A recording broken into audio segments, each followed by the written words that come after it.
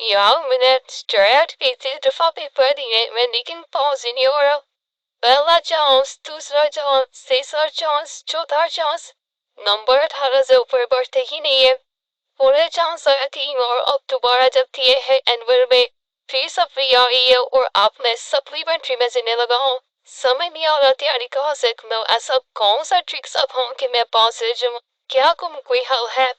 ये मेरा भी यही हाल है कि मैं जब से स्टार्ट करा है मेरे से पास ही नहीं हो रहा, मुझे समझ नहीं आ रहा है इतनी कैटनेस मैंने ज्वाइन की है, इतने पीछे बर्बाद की है, लेकिन जो नंबर है मेरा ऊपर खाता ही नहीं, पासिंग मार्क्स फुकिंग समझ नहीं आ रहा क्या करूँ, ऐसे क्या चीज़ें करूँ, कहाँ पढ़ूँ जहाँ मुझे नंबर आ जाए।